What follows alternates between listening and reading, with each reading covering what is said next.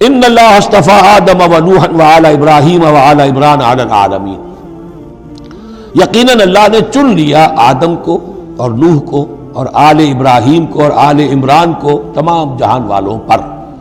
تمام جہانوں پر نہیں، تمام جہان والوں پر۔ حضرت آدم علیہ السلام کا بھی استفاء ہوا ہے۔ اس میں کچھ ان لوگوں کے لیے دلیل بنتی ہے جو سمجھتے ہیں کہ جو تخلیق آدم ہے اس میں پہلے کچھ سپیشیز وجود میں آئی تھی، اور اس سپیشیز، اس نوع کے ایک فرد کو اللہ نے چن کر اس میں پھر اپنی روح پھونکی ہے تو وہ آدم بن گئے، تو وہ بھی سلیکٹڈ تھے۔ استفاء کے معنی ہوتا ہے کسی میں سے چن لینا، بہرحال ایک عام معنی بھی ہو جاتے ہیں، پسند کر لینے کے معنی بھی ہو سکتے ہیں۔ ان اللہ اصطفى آدم ونوحا، اور پھر نوح کو پسند کیا، آل ابراہیم، ابراہیم کے گھر کو، ان کے خاندان کو، وآل عمران، عمران جو ہے بنی اسرائیل کی تاریخ میں دو عظیم شخصیتوں کے نام ہیں، ایک تو حضرت موسیٰ کے والد کا نام بھی عمران تھا، اور ایک حضرت مریم کے والد کا نام بھی عمران تھا۔ حضرت عیسیٰ کے نانا عمران ہوئے اور حضرت موسیٰ کے والد عمران تھے۔ یہاں پہ غالباً حضرت موسیٰ کے والد مراد ہیں، لیکن چونکہ آگے سارا معاملہ حضرت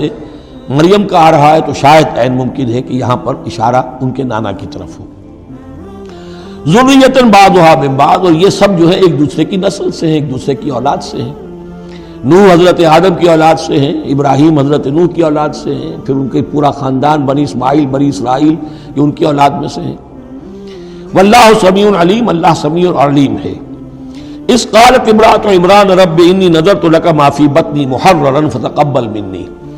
اب یہ جو عمران کی بیوی ہیں یعنی حضرت مریم کی والدہ، یہ بہت نیک عورت تھی، بہت ہی متقی، نیک، زاہد۔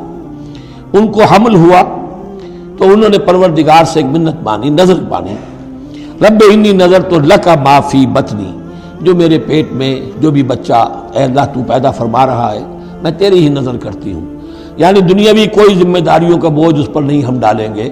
اور ہیکل کی خدمت کے لیے، دین کی خدمت کے لیے، تورات کی خدمت کے لیے اس کو وقف کر دیں گے، ہم اپنا بھی کوئی بوجھ ان پر نہیں ڈالیں گے، اس توقع میں کہ اللہ بیٹا عطا کرے گا۔ محررن کے مطلب ہے اسے آزاد کر دیں گے، تحریر آزاد کر دینا، حر سے، کہ کوئی ذمہ داری اس پر نہیں ہوگی، اسے ہم خالص کر دیں گے تیرے دین کی خدمت کے لیے اور ہیکل کی خدمت کے لیے۔ فتقبل منی، تو اے اللہ میری اس نظر کو تو قبول فرما لے، شرف قبول عطا فرما۔ انک انت السمیع العلیم، یقیناً تو سب کچھ سننے والا اور سب کچھ جاننے والا ہے۔ فلما وضعتها قالت رب انی وضعتها انثی،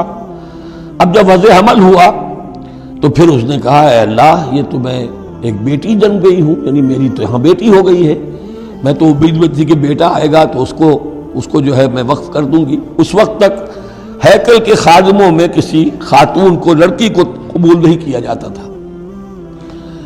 واللہ عالم بما وضعت، اللہ فرما رہا ہے کہ اللہ بہتر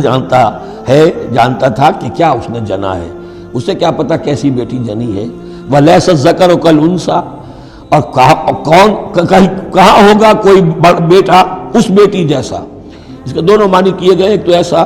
کہ یہ گویا کہ قول مانا جائے حضرت مریم کی والدہ کا کہ لڑکا تو لڑکی کی طرح نہیں ہوتا، اب لڑکا ہوتا تو میں اسے خدمت کے لیے وقف کر دیتی، یہ تو لڑکی ہو گئی۔ اور ایک یہ بھی ہے کہ اللہ کی طرف سے اس کو مانا جائے واللہ عالم بما وضعت ولیس الذکر کالانثی، کوئی بیٹا ایسا ہو ہی نہیں سکتا جیسی بیٹی تمہیں دی ہے۔ وَإِنِّي سَمَّيْتُهَا مریم، اور وہی اب ان کا کلام شروع ہوا ان کی والدہ کا، مریم کی، میں نے اس کا نام مریم رکھا ہے۔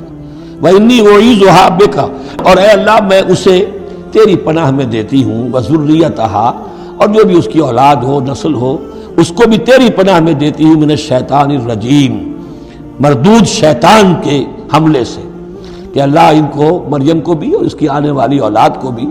تو بہت ہی اپنی حفاظت میں رکھیو، شیطان سے بچائیو۔ فتقبلها ربها بقبول حسن،